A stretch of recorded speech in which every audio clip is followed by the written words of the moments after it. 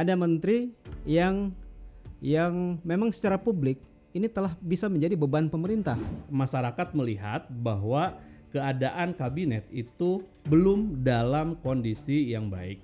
Pak Presiden sendiri bilang kalau misalnya nggak bisa ngikutin alur kerjanya dia ya mundur aja gitu. Bayangan saya di paling lama di setahun beliau akan memutuskan untuk siapa yang bisa direshuffle, siapa yang bertahan untuk membawa kapal kebesaran Jadi Indonesia setahun ini. ya. Kalau Prabowo melihat data ini, data kepuasan kabinet, ya, saya yakin 100% ya, bahwa Prabowo udah happy melihat data ini. Bagi seorang Prabowo. Abis nonton ini minggu depan reshuffle.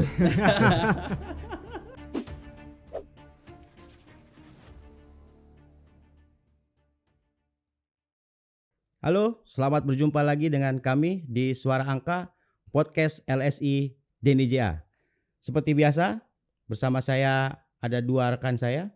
Yang pertama ada Aji Alfarabi. Assalamualaikum. Waalaikumsalam. Dan juga ada Ardian Sopa. Selamat malam. Selamat malam. Oh, ini malam take ya berarti ya?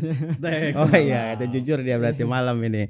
Oke, seperti biasa untuk kalian yang suka dengan acara ini silakan di like, kemudian di share dan juga jangan lupa di subscribe.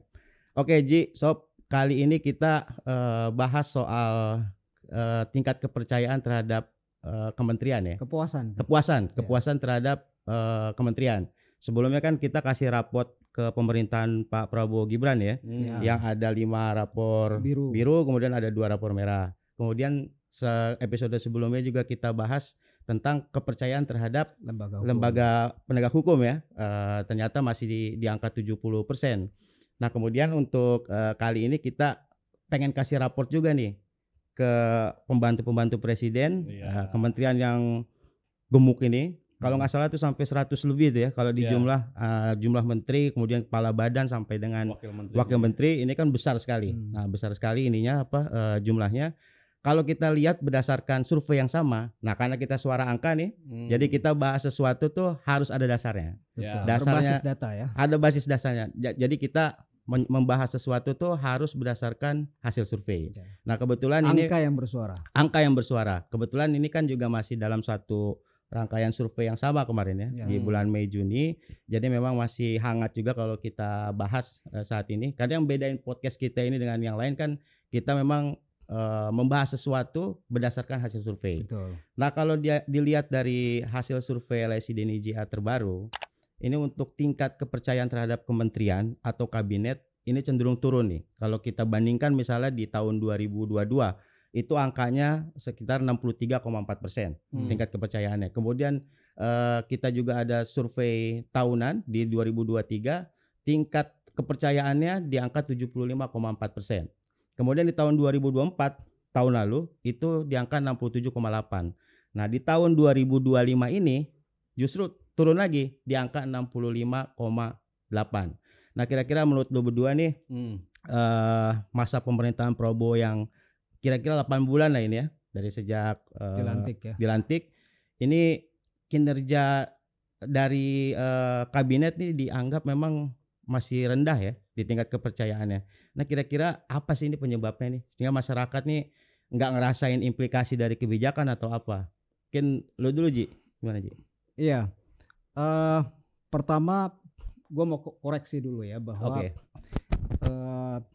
memang biasanya ada dua sudut pandang atau ada dua tes ya. Tes apa yang dikoreksi bro? Terkait kepercayaan atau yang kedua soal kepuasan. Ya. Kalau survei soal lembaga hukum kemarin kita melihat dari sisi trust publik, kepercayaan publik terhadap lembaga hukum ya. Karena survei tentang kepercayaan terhadap lembaga hukum itu karena tidak semua populasi di Indonesia itu mengalami atau pernah dilayani atau pernah berurusan dengan hukum ya. Jadi itu lebih ke trust ya, kepercayaan. Sedangkan kalau kabinet kita bicara soal kepuasan ya. Karena dalam legitimasi pemerintahan ya, input legitimasi adalah suara dalam pemilu ya. Dan suara Prabowo Gibran pada pemilu 2024 kemarin itu di angka 58% ya. Tapi kalau kita bicara output legitimasi adalah kepuasan terhadap kebijakan, ya. Dan kepuasan terhadap kebijakan ini memang bukan hanya kepuasan terhadap presiden, tapi juga kepuasan terhadap kabinet-kabinetnya. Ya. Okay. Nah, memang ini terjadi semacam dilema klasik dalam sistem presidensial, ya. Karena biasanya yang mendapat kredit selalu presiden, ya. Karena presiden adalah pengambil keputusan utama, ya. Nah, tapi evaluasi terhadap kepuasan kabinet juga penting untuk kita melihat sejauh mana kabinet ini bisa berjalan seiring dengan presiden, ya. Dan hasil ini menunjukkan pertama bahwa ada gap yang begitu besar, ya. Kalau kita lihat hasil survei kemarin yang kita rilis waktu yang pertama, yang kita podcast di episode pertama, yang rapor itu kepuasan presiden kan di angka 81%, ya. Presidennya ya. Ya, presidennya, tapi kepuasan terhadap kabinet kan di angka 65. Artinya kan ada gap kurang lebih 15% antara kepuasan terhadap presiden dan kepuasan terhadap kabinet. Memang selalu ada disparitas. Gak mungkin kepuasan kabinet menyamai kepuasan terhadap presiden, ya. Tapi kalau kita lihat dari pengalaman kita selama ini, itu disparitasnya tidak jauh, ya. Mungkin hanya di bawah 10% kepuasan terhadap presiden dan kepuasan terhadap kabinet. Kan biasanya kepuasan kabinet mengikuti kepuasan terhadap presiden. Idealnya tapi begitu ini ya. terjadi disparitas Tapi kurang ada lebih nggak 15%. yang kira-kira kalau sekarang kan kasusnya itu presiden yang lebih tinggi dibandingkan kabinet. Ada nggak kira-kira kasus yang dimana kepuasan terhadap presiden itu lebih rendah dibandingkan kepuasan terhadap kabinet? Ya, mungkin saja terjadi, tapi dalam hasil pengalaman kita, survei kita selama ini tidak pernah terjadi, ya. Kepuasan terhadap kabinet lebih tinggi dibanding kepuasan terhadap presiden. Selalu kepuasan terhadap presiden lebih tinggi. Karena kenapa?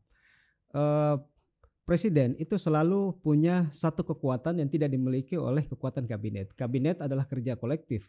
Kalau presiden itu ada citra personal yang berpengaruh. Ya, jadi kadang apresiasi, approval rating terhadap presiden itu juga dipengaruhi oleh faktor personal. Nah, itu yang pertama tadi.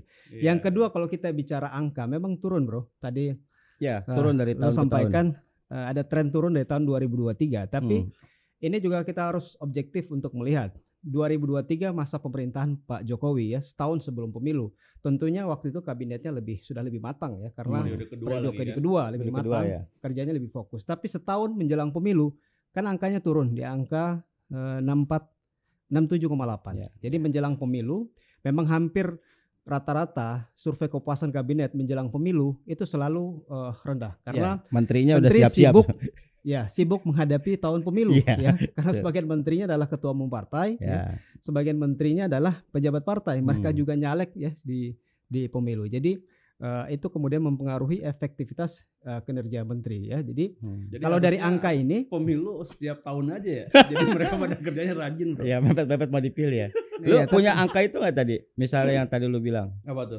Menteri lebih. Nah, kalau kejadian kayak gitu bahaya tuh. Menterinya bisa jadi presiden. Karena bisa jadi begini sebenarnya, bahwa ketika ada kebaikan itu kan seringkali malah presiden yang dipuji.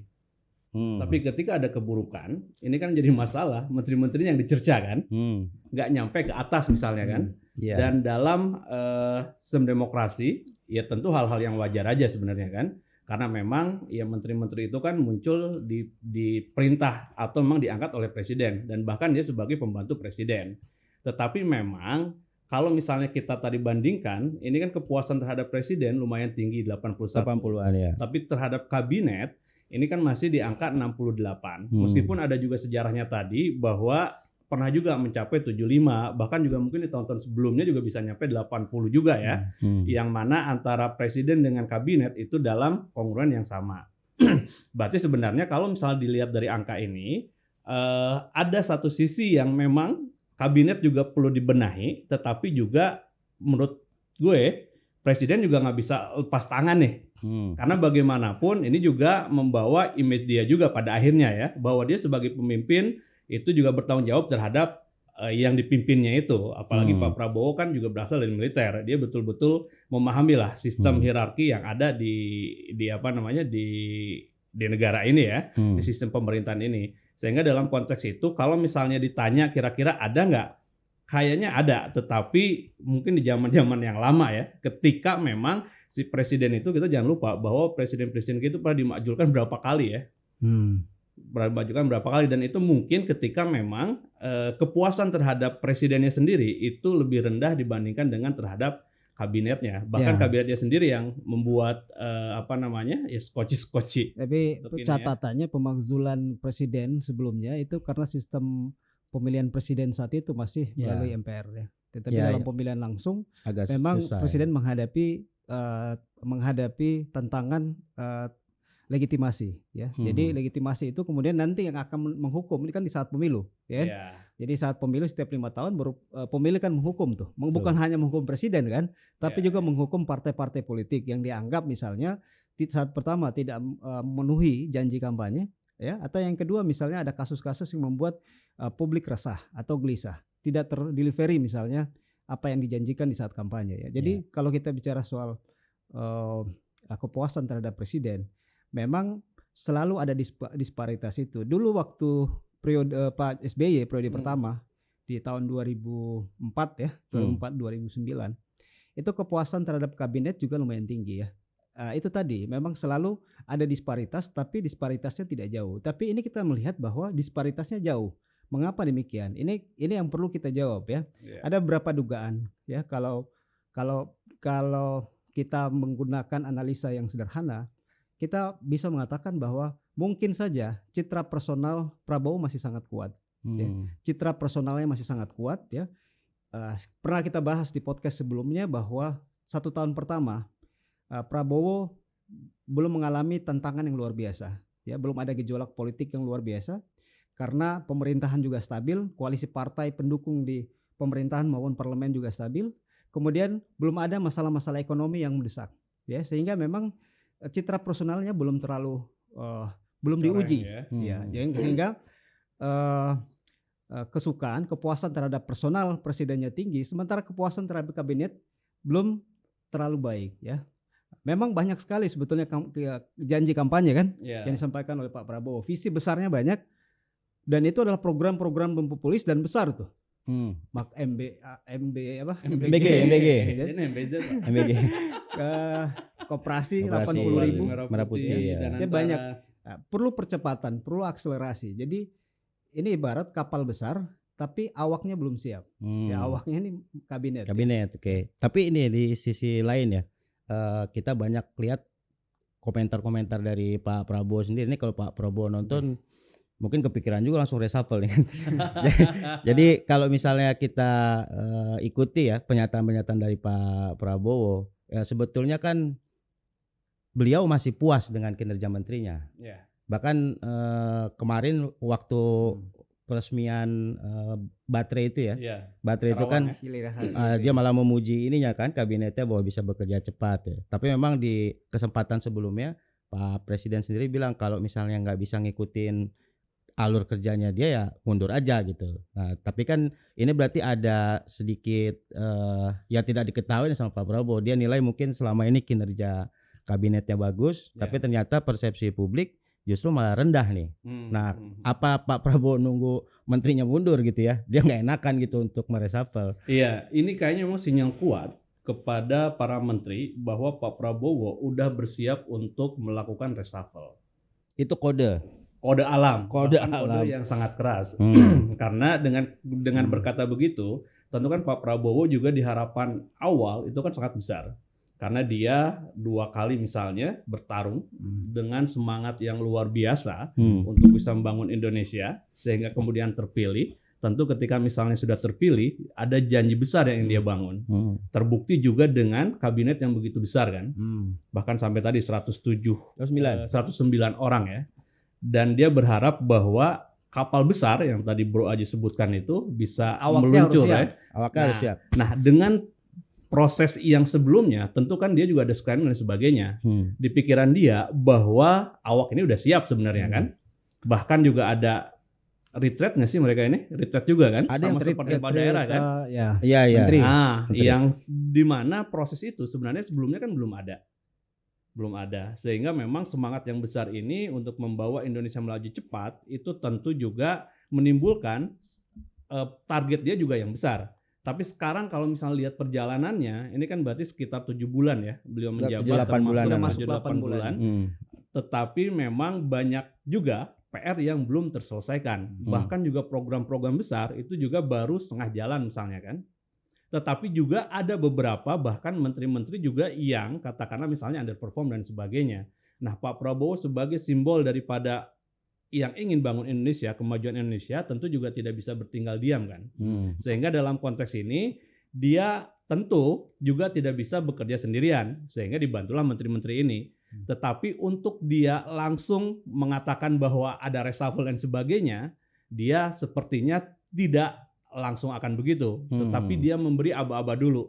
Ayo menteri-menteriku, kalau misalnya sekarang kita sudah mulai dinilai nih, termasuk kita juga mungkin yang pertama menilai kabinet ini ya, dan ternyata hasilnya seperti ini. Sehingga kalau misalnya ini tidak bisa diperbaiki, terutama kepada kementerian-kementerian yang menjadi perhatian, baik secara opini publik yang buruk maupun juga sebagai technical manajemennya kurang baik misalnya dan sebagainya, itu tentu bisa menjadikan perhatian mereka. Karena mungkin bayangan saya di paling lama di setahun beliau akan memutuskan untuk siapa yang bisa direshuffle, siapa yang bertahan untuk membawa kapal kebesaran Jadi Indonesia setahun ini. ya. Menurut lu sekitar setahun ya? Iya. Maksimal. Kalau zaman Jokowi dulu di periode pertama tuh 10 bulan ya? Iya.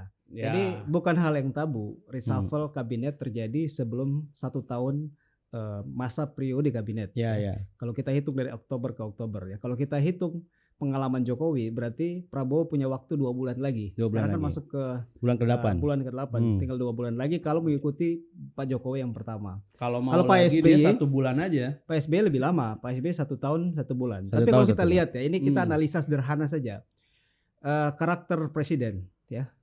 Presiden SBY adalah seorang tokoh politik yang dikenal memang sangat berhati-hati dalam mengambil keputusan.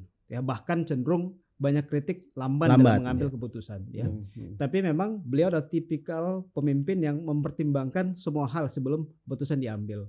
Jadi walaupun waktu itu banyak gejolak yang terjadi di awal pemerintahan, termasuk soal BBM kan di awal pemerintahan juga masalah BBM menjadi masalah utama. Ekonomi waktu itu pasca krisis ya dunia 2004 ya 2008 juga ya. 2004 ya. Itu juga kemudian berpengaruh terhadap ekonomi kita. Tapi Pak SBY menunggu 1 tahun 1 bulan untuk mereshuffle kabinet ya. Sementara kalau kita lihat karakter Pak Jokowi kan tipikal orang eksekutor ya. Dia lebih cepat 10 bulan ketika merasa bahwa kondisinya kabinetnya tidak berjalan dengan baik, Pak Jokowi langsung mengambil keputusan untuk reshuffle kabinet ya. Jadi kita punya 2 contoh. Pak Prabowo punya 2 contoh. Apalagi dulu wakilnya Pak JK lebih cepat, lebih baik kan di periode pertama ya. Periode pertama. Ada model SBY, model Pak Jokowi ya. Kalau kita lihat karakter Pak Prabowo ya, harusnya ya, dia lebih cepat dari itu. Lebih cepat ya. Karena tipikalnya beliau adalah mantan komandan Kopassus yang terbiasa punya tim yang kecil. Ya, ini juga merupakan paradoks juga ya. Kalau kita lihat dari historis Pak Prabowo, beliau adalah mantan Kopassus yang terbiasa kerja dengan tim yang kecil, tim yang solid, tim yang kompeten. Ya. Ini beliau membentuk kabinet dengan kabinet yang sangat gebuk. Oke lah kita bisa sepakat bahwa beliau melakukan politik akomodasi terhadap partai-partai politik ya. Tapi ini saatnya ya Pak Prabowo diburu waktu. Ya, 1 tahun pertama kita bahas kemarin. Ini adalah masa honeymoon, ya, masa bulan madu. Tapi publik tidak akan menunggu, ya, tidak mungkin atau kesabaran publik itu tidak mungkin bertahan lama. Ya. Jadi Prabowo juga diburu oleh waktu, sehingga walaupun nggak ada kebutuhan, waktu SBY di periode pertama reshuffle terjadi karena memang ada politik akomodasi juga. Waktu itu SBY ingin menarik Golkar masuk ke kabinet waktu pertama. Jokowi juga demikian waktu periode pertama ada kebutuhan Jokowi untuk menarik partai lain yang masuk ke kabinet. Jadi ada kebutuhan politik di situ, ada persoalan-persoalan ekonomi juga. Kalau kita lihat dari sisi kondisi secara umum, kondisi Pak Prabowo sekarang sebetulnya hampir sama dengan kondisi Pak Jokowi waktu pertama.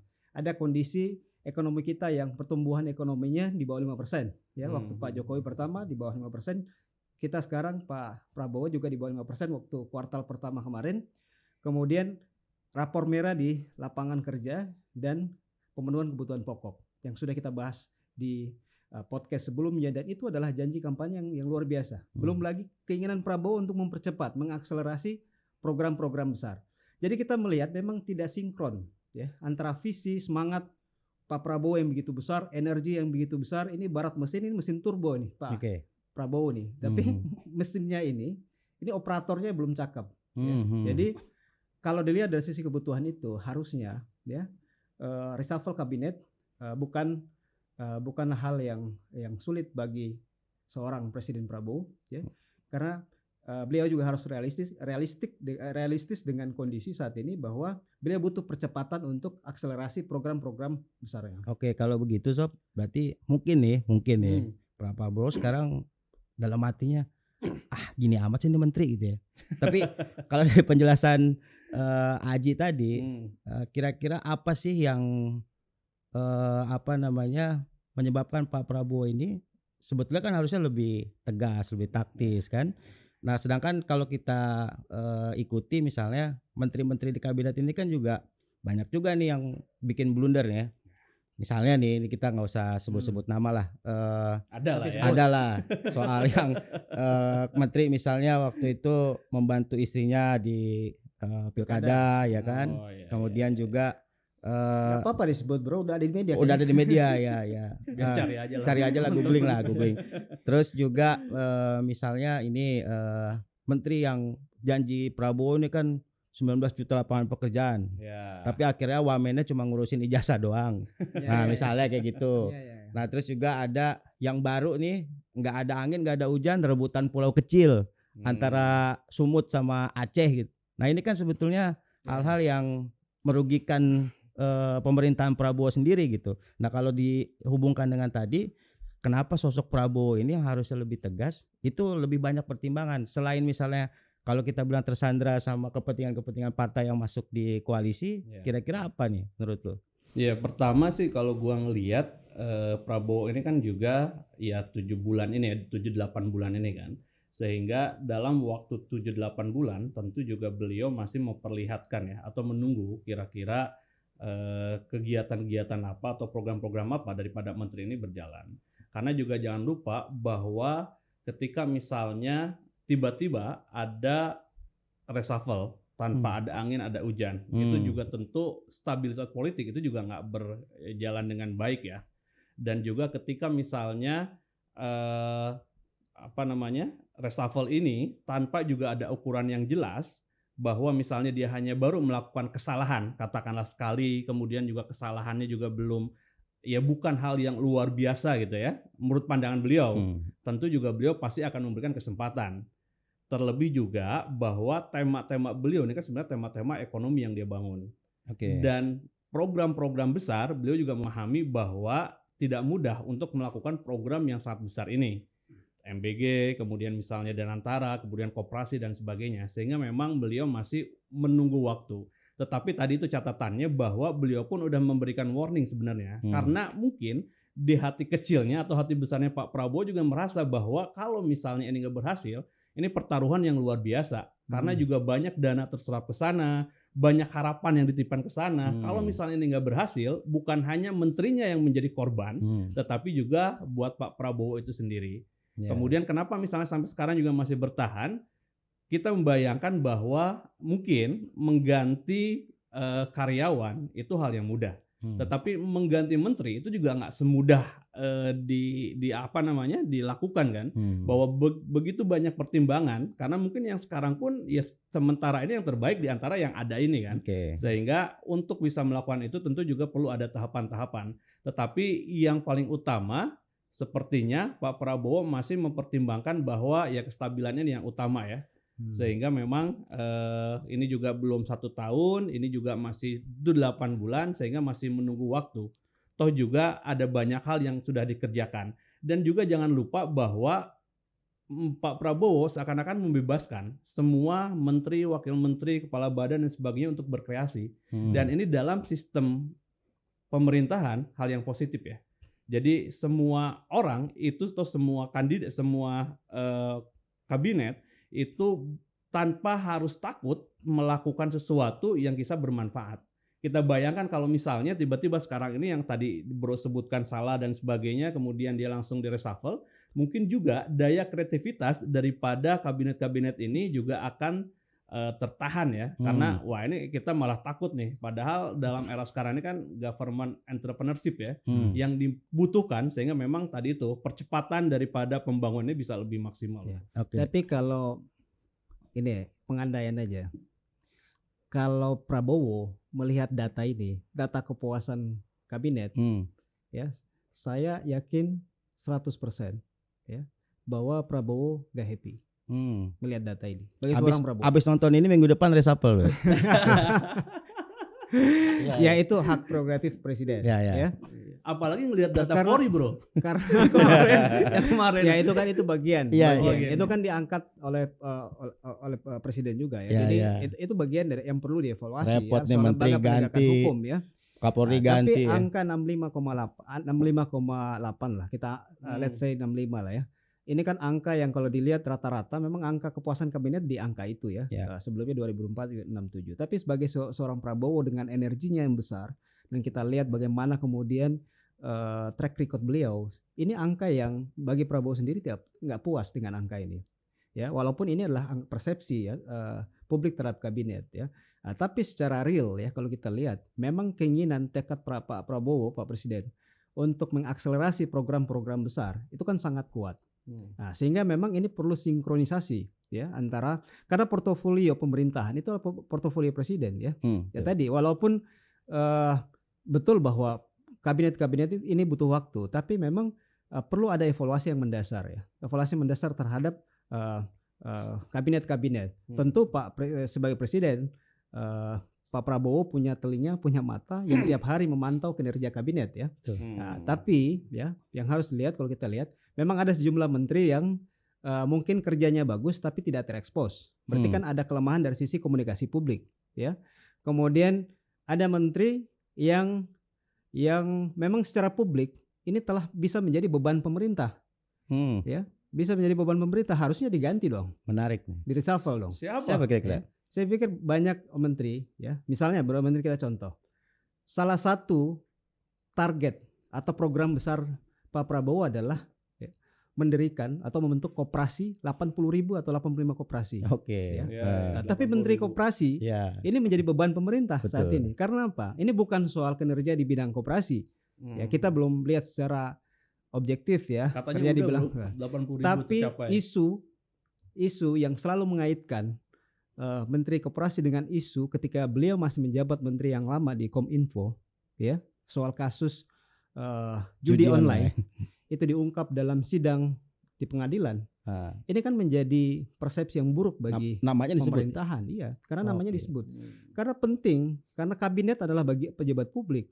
Harus ada keseriusan ya, harus punya integritas ya. Kalau kemudian Pak Prabowo memang salah satu semangatnya adalah bagaimana kemudian pemberantasan korupsi, itu kan harus diikuti dengan keteladanan di jabatan-jabatan pemerintahan. Ya, itu salah satu contoh ya. Iya, kasus-kasus belum diputuskan ya bahwa orang ini bersalah atau tidak. Dan ini juga masih dalam kerangka simpang siur. Dalam artian bisa jadi bahwa isu itu benar, bisa jadi bahwa isu itu tidak. Sehingga memang dalam konteks ini perlu juga kita garis bawahi misalnya bahwa memang proses ini masih berjalan. Sehingga betul ada bisa menjadi masalah ketika memang dia betul-betul terdakwah atau bahkan tersangka misalnya kan. Tapi sekarang dalam tugas dia sebagai Menteri Koperasi misalnya itu ya relatif minimal dari 80.000 yang ditargetkan katanya kemarin, meskipun belum lihat juga datanya ya, tapi minimal bahwa katanya sudah tercapai ya. Bahkan di bulan berapa kan mau ada gerak jalan dan sebagainya kan menyambut Hari Koperasi itu di bulan depan itu kan. Sehingga dalam konteks itu mungkin kita juga bisa melihat bahwa indikator yang kita pakai itu jelas. Betul bahwa gue sepakat bahwa ketika dia menjadi beban pemerintah tentu harus diganti secepatnya gitu ya. Tetapi juga kalau misalnya dia masih bagus tentu juga harus dipertahankan ya. Dipertahankan. Dan dalam jangka waktu yang ada sekarang ini ya masa evaluasi, dan kita sebagai suara angka, lembaga survei itu juga mungkin memberikan salah satu indikator ya. Bahwa sekarang betul bahwa kita masyarakat melihat bahwa keadaan kabinet itu belum dalam kondisi yang baik. Padahal Pak Prabowo sudah memberikan keluasaan kalau kita lihat kepada para menteri, wakil menteri, bahkan kepala badan untuk berkreasi sebebas mungkin gitu. Tapi hasilnya kok malah begini, sehingga inilah yang mungkin bisa juga menjadi titik tekan daripada Pak Prabowo. Beliau bisa bicara sama menteri, wakil menteri, kepala badan bahwa apalagi yang kurang, fasilitas diberikan, kebebasan diberikan, dan sebagainya diberikan, tapi kok masih belum maksimal. Mungkin itu yang bisa dievaluasi. Tapi bro, gini ya. Ini pertama nothing personal terhadap menteri yang kita sebut, ya. Yang kedua nggak ada tendensi. Ya. Kita hanya ingin melihat bahwa memang harus ada upaya serius dari pemerintah dalam semangat yang begitu besar dari Presiden Prabowo untuk bisa menggerakkan semua program-program besar, ya. Kemudian membangun trust publik, ya. Ini kan kita lihat merupakan harus dijaga konsistensinya. Termasuk dengan wibawa dari pemerintahan. Wibawa pemerintahan penting. Secara hukum betul kita semua setuju, ya, bahwa proses hukum ini harus ada proses pembuktian, masih panjang proses hukum. Tapi opini publik kan selalu punya logika yang berbeda, ya. Kalau kemudian image itu kemudian bisa merusak wibawa pemerintah, saya pikir sebagai seorang presiden punya banyak pilihan kok. Apalagi kementerian yang menangani program-program yang strategis. Misalnya soal koperasi, ya. Dan mercusuarnya. Dan mercusuarnya programnya Pak Prabowo. Jadi sekali lagi bahwa reshuffle tentunya indikatornya banyak, ya. Pasti ya tadi presiden punya telinga dan mata yang melihat sejauh mana pencapaian masing-masing kementerian, ya.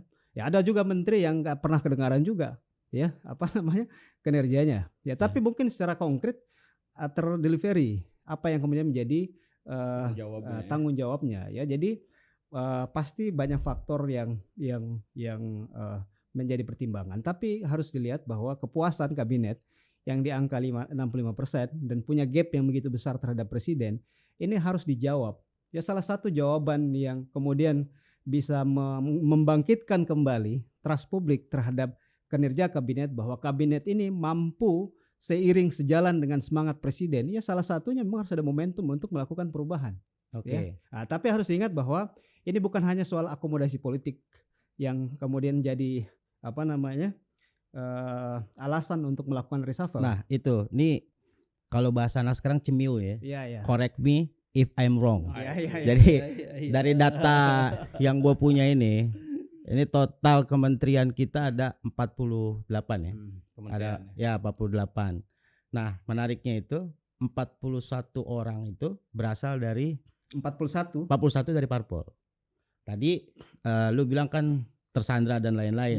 Kira-kira ini jadi penyebab gak nih? Gini bro, memang gue juga gak setuju kalau kita mempertentangkan antara politisi dan profesional ya, dalam penyusunan kabinet. Karena banyak juga pasti orang-orang profesional yang berasal dari kabinet. Ya. Persoalannya adalah bagaimana kemudian seorang presiden mampu mengelola keseimbangan ya antara legitimasi politik dan efektivitas pemerintahan. Ini kan dua hal yang berbeda. Kalau kita bicara legitimasi politik, berarti kan butuh koalisi.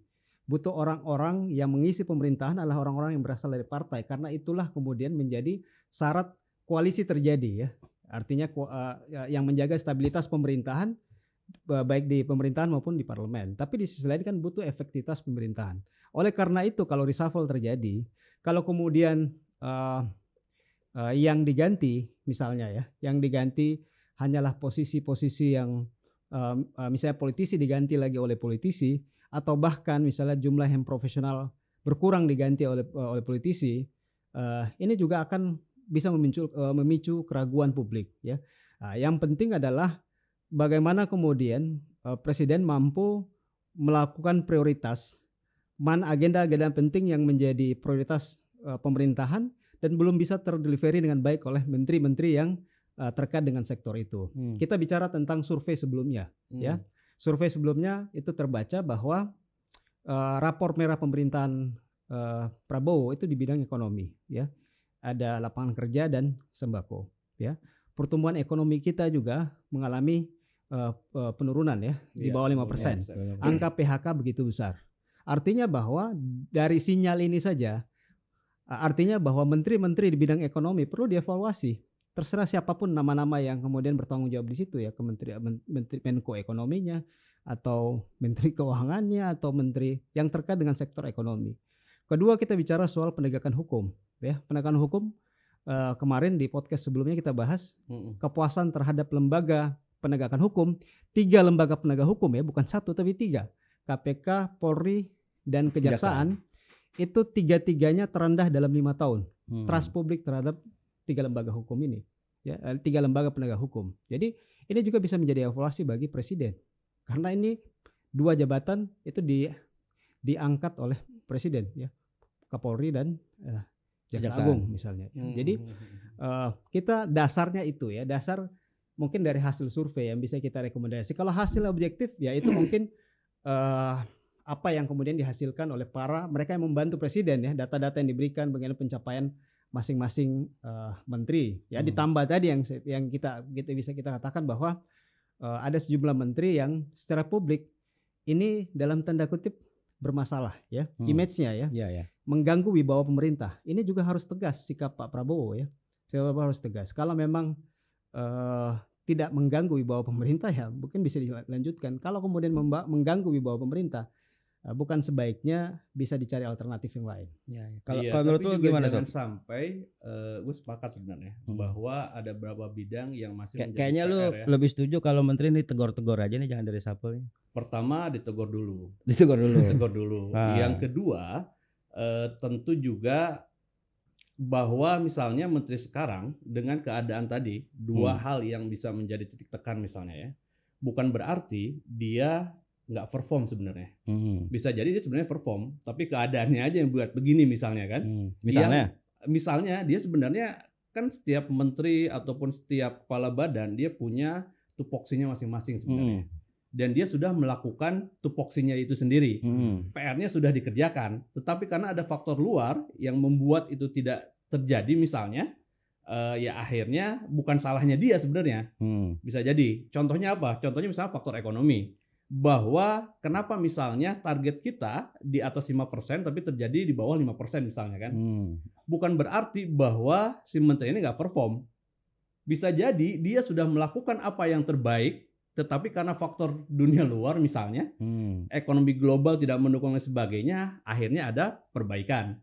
Karena bukan berarti juga ketika misalnya kita ganti katakanlah menteri bidang ekonomi atau apapun itu bisa menyelesaikan masalah, bisa jadi malah memperumit masalah. Sehingga memang, tapi gue sepakat bahwa harus ada evaluasi, terutama di bidang-bidang daripada yang masih mendapat rapor yang belum baik, ya. Tadi sebutkan misalnya bidang ekonomi, terutama juga yang berhubungan dengan pekerjaan, kemudian berhubungan dengan yang rapornya nggak baik itu evaluasinya apa tuh? Kenapa? Hukumannya apa kalau yang rapornya nggak baik tadi? Berarti dia harus dievaluasi, Pak. Nah, ini Tegur juga lagi yang gitu, penting. Yang penting adalah dilihat dengan kacamata yang mungkin standarnya juga harus ada sebenarnya. Kalau yang ada sekarang kita nggak tahu, ya, dalam dunia politik kan seringkali like and dislike aja tuh. Padahal harusnya emang ada manajemen lah masuk ke sana, teori-teori manajemen, nggak tahu kita yang canggih-canggih yang mutakhir. Kira-kira yang membuat presiden punya KPI nggak sih? Nah itu harusnya Pasti ada kan? Dong. Harusnya ada kan, ya? Harusnya ada. Harusnya dia punya kepala staf presiden. Ya. Sehingga kalau misalnya itu dilakukan, barulah kita bisa misalnya melakukan reshuffle dengan ukuran-ukuran yang ada. Ini kan sebenarnya kita masuk ke entrepreneurship government, kalau orang bilang, ya. Jadi bahwa ya pemerintah ini juga bisa seperti ya jiwa entrepreneurship itu muncul gitu. Dan itu akan terjadi ketika memang tidak ada ketakutan untuk mereka melakukan banyak hal.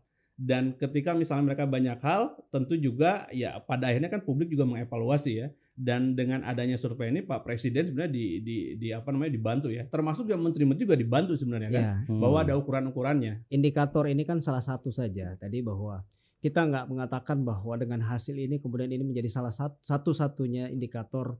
Tentunya pasti, ya, presiden pasti punya banyak indikator yang lain, tapi trust publik kan penting, ya. Betul. Karena dalam demokrasi trust bukan bonus, trust adalah prasyarat dalam demokrasi. Ya, jadi presiden harusnya, ya, melihat bahwa ketika trust atau kepuasan publik terhadap kabinet yang masih biasa-biasa saja, sementara kepuasan terhadap presiden luar biasa, maka ada yang bermasalah dari sisi mesinnya nih, kerja kabinet, ya. Kemudian kedua, perlu kita sampaikan, ya, bro, ya, bahwa survei kita ini tidak mengevaluasi kerja per menteri ya, per kabinet ya. Memang Ini dari dulu keseluruhan berarti ya. ya Keseluruhan. dari dulu, Mungkin nanti seingat kita bikin kita loh. Nanti mungkin kita Ya, bikin. memang Nanti seru juga tuh. dari dulu, dari tahun 2004 ya, jarang sekali ya, bahkan hampir nggak pernah kita melakukan survei ke personal masing-masing kementerian ya, mengevaluasi, karena kita melihat secara umum saja ya, kepuasan kabinet secara umum, karena kadang memang ada faktor bias, banyak faktor bias di situ ya, karena belum tentu publik mengenal atau mengetahui kerja menterinya, apa saja sebetulnya tupoksi dari menteri itu, bahkan mungkin mereka sebagian nggak kenal menteri-menteri itu ya. Dulu kalau zaman Orde Baru, waktu zaman kita masih sekolah mungkin SD SMP ya, itu semua menteri kita hafal tuh namanya kan. Sekarang menteri kita nggak hafal namanya. Presiden juga nggak pernah ganti. Itu juga jadi persoalan ya. Gimana kita minta orang mengevaluasi mengevaluasi kinerja seorang menteri sementara orang itu nggak kenal tuh siapa menterinya. Betul. Jadi kita memang ini kepuasan secara umum. Tapi catatan penting dari survei ini, dari diskusi kita pada hari ini adalah bahwa ada gap yang besar antara kepuasan terhadap presiden dan kepuasan terhadap kabinet ya. Artinya energi presiden begitu besar, publik punya harapan ya, punya ekspektasi, percaya bahwa ini juga terbukti dalam survei kita bahwa negara kita ini menuju ke arah yang benar ya. Mereka punya harapan yang besar bahwa Presiden Prabowo bisa komit terhadap janji-janjinya, tapi publik ragu apakah kabinet ini sejalan atau sama nggak energinya dengan presiden. Itu aja persoalannya. Jadi ini yang perlu dievaluasi, dan saya pikir ya kita lihat nanti ya. Tadi Bro Sopa sampaikan 1 tahun ya. Ya 1 tahun. Ya. Kalau kita lihat karakter, tadi gue bilang kalau lihat karakter harusnya lebih cepat dari Jokowi. Atau mungkin amannya mungkin setahun. Itu mungkin paling lama. Kalau di atas setahun saya pikir ini berarti imajinasi kita terhadap cara kita membaca orang harus kita ubah. Karena kita biasa melihat track record sebelumnya pemimpin gimana sebelumnya ya, background beliau sebagai seorang militer yang biasa kerja cepat ya, ketika ada timnya yang nggak solid, nggak bagus, nggak loyal, langsung diganti cepat. Nah ini terlalu lama kalau kemudian ketika percepatan akselerasi pemerintahan harusnya bisa berjalan dengan cepat, sementara kabinet mesinnya tidak mendukung tapi tidak dilakukan perubahan. Saya pikir itu akan menjadi satu catatan penting juga terhadap kepemimpinan Pak Prabowo ya. Ini terakhir. Ini tanpa tendensi apapun ya. Kalau menurut lu berdua, kementerian mana yang harus diresapel? Pendapat pribadi. Iya, kalau gua kan evaluasi dulu, Bro. Oh, lu evaluasi dulu semuanya ini kan. Menegur gitu ya. Iya. Dengan kan di awal sebenarnya udah batas lu kan 12 bulan. 12 bulan. Tapi dengan tadi Pak Prabowo bilang bahwa kalau misalnya nggak mampu mundur aja, itu sebenarnya sinyal yang besar tuh. Bahwa beliau akan segera melakukan evaluasi. Masalahnya nggak ada yang mundur. Ada yang udah pernah mundur maju lagi. Nah, itu contoh yang bagus. Itu bagus ya. Bagus, dia merasa ini dia mundur. Ya, tapi dipertahankan gitu. Tapi kan bukan menteri ya, setingkat menteri artinya ketika merasa bahwa tidak terdelivery apa yang menjadi tanggung jawabnya, secara gentle mengajukan permohonan pengunduran diri ya, walaupun kemudian ditolak oleh presiden, itu kan persoalan lain ya. Ditolak ya? Ya ditolak. Kalau kita baca beritanya ditolak oleh presiden ya. Nah, itu presiden adalah simbol negara ya. Saya pikir kalau Bung Sopa juga mengajukan sebagai seorang menteri mengajukan permohonan mundur dari menteri, ditolak sama presiden, masa menolak kan? Iya betul. Terakhir, kalau Sopa kan tadi dia evaluasi dulu. Kalau lu kira-kira apa? Kementerian mana yang perlu diperlukan? Kalau evaluasi belum tentu berujung pada reshuffle. Tapi yang perlu dievaluasi pertama jelas kinerja menteri-menteri di bidang ekonomi ya. Artinya evaluasi itu bisa juga berujung pada reshuffle, bisa juga tidak ya. Artinya bisa juga semuanya, bisa juga hanya satu atau di antara para menteri yang berurusan dengan bidang ekonomi ya. Yang kedua, Pak Prabowo juga harus mengevaluasi menteri-menteri yang terkait dengan ya, program-program prioritasnya ya, kayak tadi MBG ya, Koperasi Merah Putih ya, Danantara ya, walaupun Danantara ada lembaga sendiri. Kalau diganti Bro, kemudian tengah jalan itu gimana caranya? Bakal tambah lama lagi atau seperti apa ya kira-kira? Kalau misalnya MBG misalnya kan, ini kan udah setengah jalan, kemudian memang belum maksimal, kemudian kita ganti misalnya reshuffle lah ujung-ujungnya gitu kan. karena memang dianggap nggak perform gitu. Pertama yang harus kita ingat, kabinet itulah kerja birokrasi, ya. Kerja menteri adalah jabatan politik. Jadi perubahan pucuk pimpinan menteri itu adalah perubahan jabatan politik, bukan kerja birokrasi. Kerja birokrasi tetap jalan siapapun menterinya, ya. Tapi kenapa kemudian reshuffle itu terjadi? Beberapa presiden melakukan reshuffle di awal karena melihat bahwa sumber, ya, energinya harus berasal dari menterinya, ya. Karena kepemimpinan penting. Kalau kita bicara soal organisasi kan manajemen, kepemimpinan kan juga penting, ya. Jadi selain mungkin bisa menggerakkan program bisa lebih cepat tereksekusi, itu juga merupakan satu perubahan yang simbolik, ya. Orang melihat bahwa oh ya, ada harapan, ada keseriusan dari presiden, ada keseriusan dari pemerintah dalam menjalankan program-program pemerintahannya. Apalagi kalau kemudian ada sinyal-sinyal yang menunjukkan atau memperkuat itu. Misalnya hasil survei kita, trust terhadap kabinet di angka 65%. Ya. Oke. Penegakan hukum kita juga lemah. Berarti kan harusnya ada evaluasi. Jadi semoga tapi belum tentu berujung di reshuffle. Yang lainnya juga pada takut, bro. Wah, ini kalau misalnya kita nggak selesai reshuffle juga nih. Ya. Jadi nggak ada yang mau kasih ini nih bocoran kira-kira kementerian mana yang perlu reshuffle. Ya tadi kan kita sebut beberapa ya. Tapi itu kan ini publik, kita bicara apa yang kemudian terbaca di publik. Oke. Tadi kan yang kita sebut tadi sekali lagi nothing personal, ya. Karena Menteri Koperasi itu ke satu alumni sama kita. Iya lagi. Senior kita. Iya, ketua Iluni kita. Nothing personal, ya. Mantan ketua Iluni. Tadi juga yang mundur maju itu senior kita juga kan. Iya. Tapi Ampun. Itu kan contoh yang baik. Iya. Ketika nggak mampu mundur gitu. Oke. Ini waktu kita juga udah habis nih. Aduh. Ya nanti kita. Padahal mau disebutin menterinya. Ya. Ini masih banyak nanti episode-episode insyaallah selanjutnya. Memang sekali lagi reshuffle itu kan prerogatif presiden, ya. Kita berharap baik itu presidennya, wapresnya juga kali ya. Wapresnya kemana nih? Wapres ya nggak bisa. Wapres. Bisa diganti bisa nggak? Aduh, kita nggak bahas itu. Jadi semoga presidennya, wapresnya, menteri-menterinya ini bisa bekerja dengan baik, bersinergi. Ya, ujung-ujungnya Indonesia emas, Indonesia sejahtera. Oke, kita tutup nih biar cakep lagi nih. Selalu pantun kita, selalu pantun. Jalan-jalan ke Taman Mini. Lanjutin bro, lanjutin ya. Lanjut. Jangan lupa mampir ke Senggigi. Sekian episode Suara Angka kali ini. Sampai berjumpa di episode lagi.